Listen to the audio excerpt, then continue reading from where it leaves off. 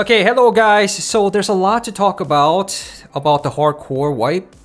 The last page they dropped is definitely affecting the whole thing, which I will talk about it on the last. Let's recap what they released before. Hardcore wipe. Flea market disabled. Big deal. Increased item requirements for hideout zones. And then hideout zones don't require found in raid items. This might result in the reborn of hatchlings in my opinion. Anyways, that, and then limited hideout ammo crafts. Reduce spawn chance of rare loot, which everybody doesn't like it. And then the second one was restricted location accessibility. Most of the locations will only be accessible through transitions from appropriate locations, which a lot of people, including me, are guessing is gonna be Woods Customs and Ground Zero might be opening, or maybe even Shoreline, because it basically connects to all the other maps with almost one step except labs. And those are the starting map for the starting quest. Some people are thinking it's gonna have like low matchmaking time, but personally I think it's gonna have faster matchmaking time, because we have only 3 maps to select at the start. Everybody's gonna be focused on each map, so matchmaking might be faster. And I'm even thinking transitioning only you yourself, or with low number of players, it might just let you guys in, even though its raid is gonna be emptier. That's my guess, or maybe it might just end up being long matchmaking time, which would be bad. Another one is secure container restrictions. Can't store ammo, currency, and certain medicine. So I've been recommending people to loot cash registers or scabs because they have a lot of cash on themselves, because we cannot put it on the secure container anyways. And the certain medicine, I'm kind of guessing it's gonna be injectors only that you can put into your backpack, I mean your secure container, because it doesn't happen like that. God damn it, it would have been better if it was showing my PMC screen.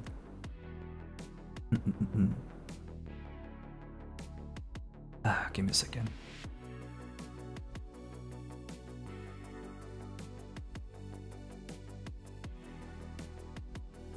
They can't force the injector case to be in your main inventory. Yes, just because of that, I think injectors will be definitely allowed in your gamma case or whatever the secure container you have. Other stuff is understandable to be out of the secure container in my opinion. So that's what I think. And then limited trader interaction. Reduced range of available medicine, weapons, and ammo and armor. So basically they're gonna sell, even though you get higher trader rep, or you will get lower speed of getting higher rep, and they're gonna sell like, you know, pretty bad stuffs compared to what you can get at the max trader. And this might compensate the part people thinking rep is gonna be too powerful if you grind arena. Maybe he might be not selling all these good guns with GP coins. He might have like limited stock. That's what I'm guessing. Reduced item selling price and the increased purchase price. Well, overall, you will have less money, basically. And now it gets interesting from here on the 3rd page, which they just posted.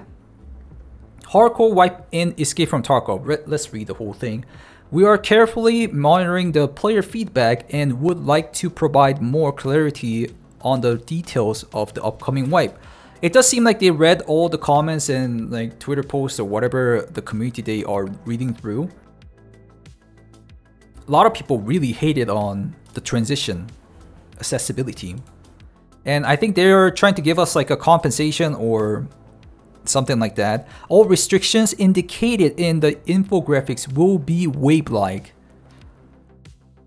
As players progress, we have planned sets of changes that will affect the gameplay, including the gradual opening of locations on the location selection screen. This is pretty interesting.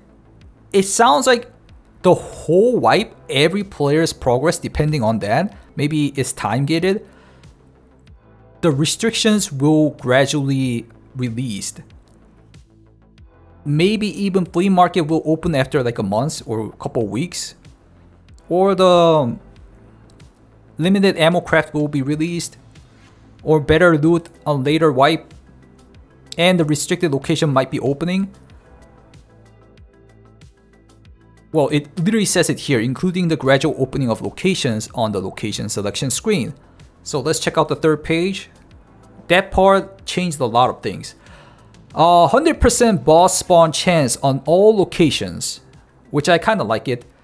A little bit scared about Lighthouse with goons always spawning. I think it's gonna be like that. Lighthouse 100% goon spawn. All the other map, the scav bosses they are supposed to spawn. Is there any other map which I need to specifically think about? Well, labs we are not gonna have a boss. It would be nice if they add that though. A labs boss, maybe tank that they teased a while ago. Woods Factory Customs Interchange Streets of Tarkov Reserve and Shoreline. Yep. And then reduced experience for killing enemies and dying. This one is kind of confusing. Some people are thinking if you kill enemies and then die, you get reduced experience. Or killing enemies or dying, both of them have reduced experience. Which one it ever is, I don't think this is good overall. It kind of discourages the PvP. It's a bit weird.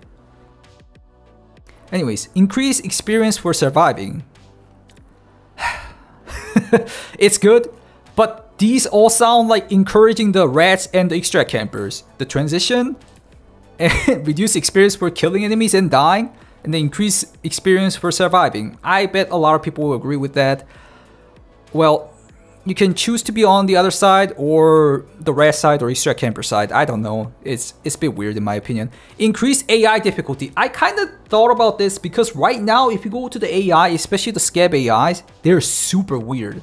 They keep shooting somewhere else than you whenever they're aiming at you. But now they're gonna bring back, one tap headshot scav. I bet it's gonna happen again. It's pretty interesting. So due to that, I think scabbing will be overpowered again. In my personal opinion. I will make a scab rep tutorial again, which I will integrate all my knowledge about scab rep. I think it will be pretty powerful. Maybe they might add something more to the scabbing restrictions, but as far as we see, we don't have any scab restrictions. So if you guys are having a hard time on hardcore mode, maybe scabbing will help you. Let's talk about a couple more stuffs. These are just rumors and thoughts. You can really skip this part, but anyways, why is hardcore wipe happening? Rumors. They're testing for hardcore mode. Whenever Tarkov always drops like an event, it's usually them testing things. Such as grenade launcher scav testing was for the underbarrel grenade launcher. Testing for adding it for the next wipe, whenever underbarrel grenade launcher was being added. Another theory is that less player will have less server cost, and hence Nikita will have more money. Harder with smaller stash, because of the hardcore. More desire to purchase of bigger edition, or the stash line. Hence more money for Nikita and BSG maybe. Or even before 1.0, it will make people feel bad playing hardcore. And hence relatively feel better when 1.0 drops. I think it all sounds interesting. We don't really know what is like actually true, but anyways, all sounds pretty reasonable. And then guesses for the hardcore white. Well, starting map is gonna be customs and woods and ground zero. That's just a guess. Maybe unlock the map slowly. Well, that's been proven now. Only injectors for the secure container. Still not sure, but yeah, I think them not allowing us to use the injector case just doesn't make sense, in my opinion. And hatchlings will be there again because of all those updates, or the hardcore. And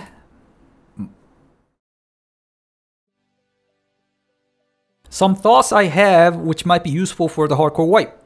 Ref, is it going to be powerful? It's been always powerful for all the wipes because, it's another edition you need to buy, another game copy you need to buy, and you get like pretty good benefits. Some people deny it, but I think it does give you a lot of benefits. But due to the trader restriction thing, which we can see it here, it might be not that powerful. And loot cash registers and scab pocket for money, because you cannot put money into your butt. You will be able to use that money for card extract, BTR, and transit transfer items, which is going to be super useful for your race, I bet, because this hardcore wipe is going to be focused on transitioning. So always use the transfer item whenever you can. Maybe even bring money in the pocket a little bit, but it might be best to just find it in the raid and then use it. I think, guys, I know some people hate this wipe, and then some people even saying I have a bad take for this gonna be like fun or whatever. I agree, and at the same time, I think we're gonna have a lot less concurrent player compared to usual wipe. But I don't know, you guys can try it out. If you guys don't like it, just don't play it. It's completely fine, guys. It's gonna be like an event wipe, which is not gonna be that long, maybe 2 months, 3 months. People should just wait for 1.0 if they don't really like it. But if everybody is restricted, I think it might be enhancing the honeymoon phase. And at the same time, they did say they're gonna make it wave-like. So if you guys don't like the start of the wipe, maybe you guys can wait for the later wipe status, and then there won't be that much hardcore stuffs left, and you guys can join up and then use the fleet quicker. We still don't know exactly how it's gonna end up, but you guys can do that too. Anyway, okay, that's about it. What I have on my thoughts. What do you guys think?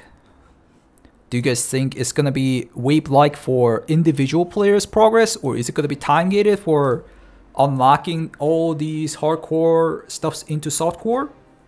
What do you guys think about it? And also, what do you guys think about the predictions we have? Such as starting map, customs, woods, or ground zero? Or the injectors only for secure container? Or are there going to be a bunch of hatchlings? I think this is 100% sure.